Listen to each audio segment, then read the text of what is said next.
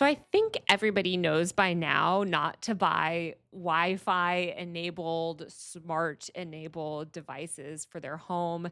These things are privacy nightmares. Also, it's like, why do you need your washing machine to have a screen on it, that communicates with you? Why do you need to be able to text from your refrigerator?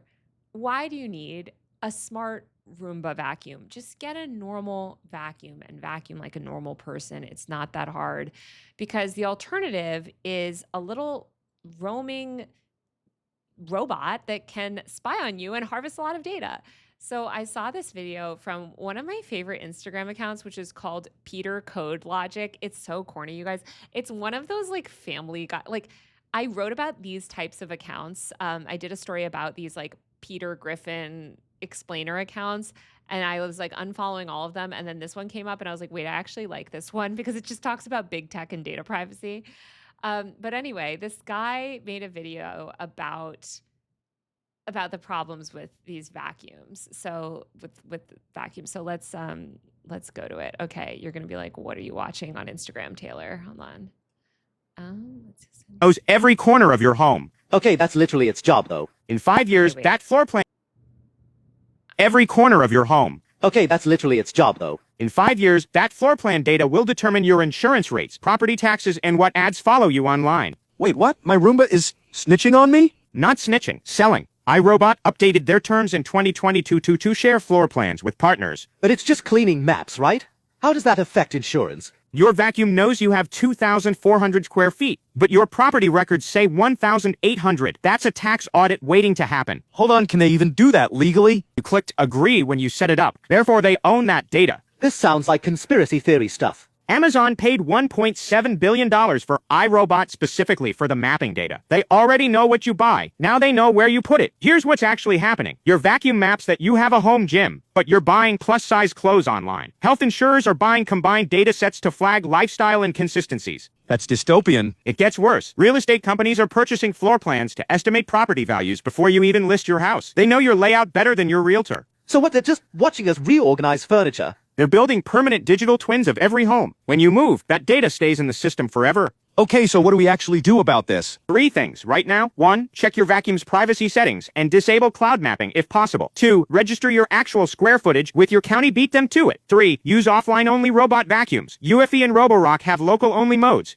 So I paid $600 to bug my own house. You paid them to map it. They're getting paid again to sell it. That's the business model. Your robot vacuum knows every corner of your home. Okay, that's literally its job.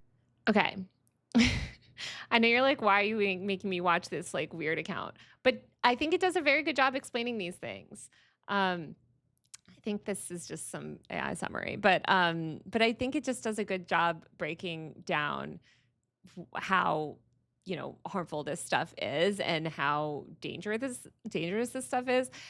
You can turn off cloud mapping on your vacuum. That should obviously be off. But also, I just want to say again, get a dumb vacuum, because even vacuums that don't have don't have all of these features enabled, sorry about the noise, they can spy on you. So I think that this is another concern, which is that these vacuums can be very easily hacked. People can really use them to get a lot of information on you.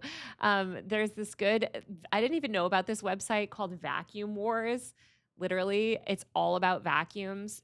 I found myself on it because I was trying to find a vacuum, and I was like, wait, this is kind of amazing. There's this whole website all about vacuums, but they went on this really big deep dive into basically, are these vacuums spying on you, and what are the privacy and security risks?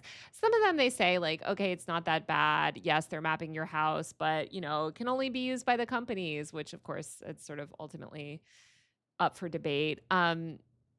Because like these companies like Roomba or whatever, right? Like they get bought by Amazon, and suddenly Amazon can use it, and then suddenly they're giving the vendors access to it. It spirals. But I think that what's really scary is also just the hacking potential. This says even vacuums without microphones can be co-opted to spy.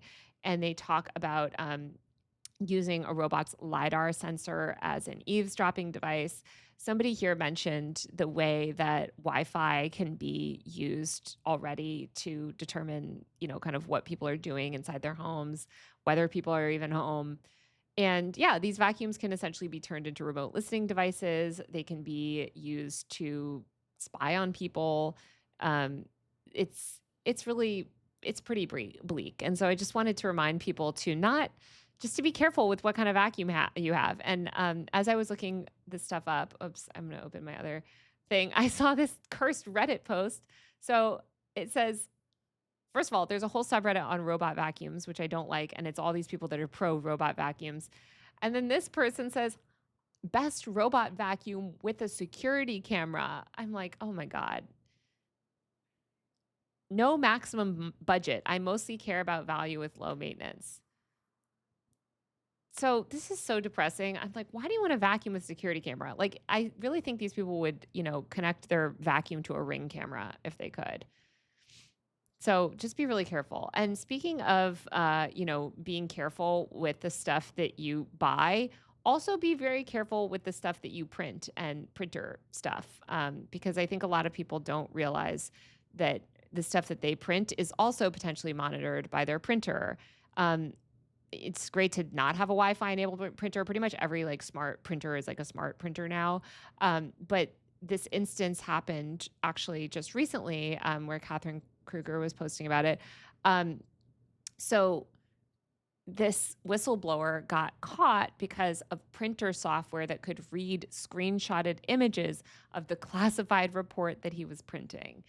And The Intercept wrote about it. The FBI's Washington Post investigation shows how your printer can snitch on you. Workplace printers don't just track file names. In some cases, they can recall the exact contents of any file that they've ever printed. And so here it talks about this person, Aurelio Luis Perez Lagunas, an IT support specialist for a government contractor, who was actually charged by the FBI. And federal agents investigating this person, Perez Lugones, searched the home of a Washington Post reporter. One thing that was overlooked so far in the media coverage is the fact that a surprising surveillance tool pointed investigators towards Perez Lugones, an office printer with photographic memory. So essentially, this person who was a whistleblower printed information thinking that that would be safe. And of course, it wasn't safe. I guess he took screenshots of classified materials, cropped the screenshots, pasted them into a Microsoft Word document, and then printed them. And by using screenshots instead of text, there would be no record of a classified report printed from a specific workstation, depending on the employer's chosen data loss prevention monitoring software. Of course, that's not what happened. So I just think that this is really bleak. Whenever somebody presses print in a network outfitted with this printer monitoring software, a program creates a clandestine copy of the file and generates an image of every page printed. This happens in the background, and users are probably totally unaware, basically, that it's happening. Aside from attempting to surreptitiously print a document, Perez was also seen allegedly opening a document and taking notes, etc. So this is just really bad. This is really bad. And once again, I thought there was another video that was good on the Instagram account that I was sharing before that was on printers that I wanted to share also. So yeah, I'm going to make you guys watch this stupid account again. Hold on. Where is it? Here we go. I solved a major leak case because someone thought printing at home was anonymous. Wait, how? Printing at home is anonymous. That's what Reality Winner thought. But your printer has been ratting you out since 2005. What do you mean ratting you out? Every color laser printer secretly prints microscopic yellow dots on every page. This is something, by the way, that was discovered like 20 years ago that's actually different from what got this most recent whistleblower caught. So the most recent whistleblower was caught because the printer actually retained full-on copies of everything that it had ever printed. In this case, it's talking about this secret these secret yellow dot patterns that basically encode the printer's serial number and the exact time that you printed, making anonymous printers. Basically, like ever since we have had laser printer technology, it's been doing this for the government. And yeah, Reality Winner's arrest was because of this. But I just wanted to point that out, that this is slightly different. But it also should show you that, like, don't think that, oh, well, that guy just had a bad printer and he was using his work printer and that was stupid anyway, I'm going to print it at home. Printing things at home is also not anonymous. Age. Dots you literally cannot see with your naked eye. Yellow dots on every page I print? Every single page. These dots encode your printer's serial number and the exact date and time you hit print. So the government can trace any document back to Your home office, your exact printer, the exact minute you printed it. But surely this is illegal, right? Nope, it's called machine identification code. Printer manufacturers agreed to this with the Secret Service to combat counterfeiting. but they're using it for way more than counterfeit money, aren't they? Reality Winner printed a classified NSA document at home and sent it anonymously to a news outlet. The FBI examined the yellow dots, traced it to her printer, and arrested her within days. How is this even legal for normal documents? Because most people don't know it exists. The Electronic Frontier Foundation had to reverse engineer the dot patterns to even figure out how they work. Hold any color laser printed page under a blue LED microscope, you'll see tiny yellow dots in a specific pattern across the entire page. Does every printer do this? Almost every color laser printer since 2005. Canon, HP, Xerox, Brother, all confirmed participants. Inkjet printers mostly don't, but color lasers absolutely do. So what can someone actually do about this? That's what I want to know. How do you print something truly anonymously? 3 options. 1. Use an inkjet printer. Most don't have tracking dots. 2. Print in pure black and white on a monochrome laser printer. 3. If you must use color laser, print at a library or public computer where the printer isn't registered to you. And if you've already printed something sensitive? Too late. Those dots are permanent. They're baked into the physical paper with toner. You can't remove them without destroying the document. So my private home office has been a surveillance tool this whole time? Your printer has been a snitch for 20 years. You just never thought to look for yellow dots you can't even see. The FBI solved a major leak case. So, like I was saying, this is just really bad. And I think whether it's vacuum cleaners, printers, all these different things, like all these different pieces of technology, the smarter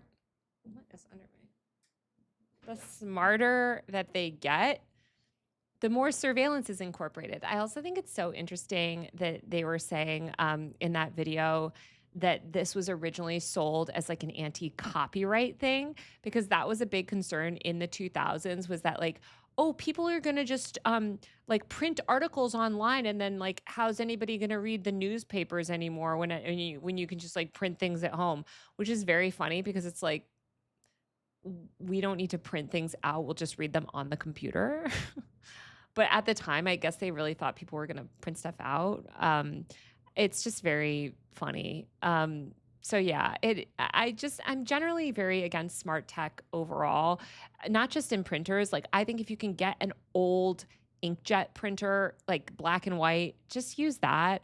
In terms of your vacuum, just get a normal vacuum that you plug into the wall that doesn't have any chips or Wi-Fi or devices in it. Anything automated is generally not good. You know, you just want washer dryer sets without screens, just like classic. Honestly, like it's not to like you have to revert your whole home back to like the 1990s, but just fewer and fewer of these kind of next generation tools, because they have all this surveillance stuff built into it. So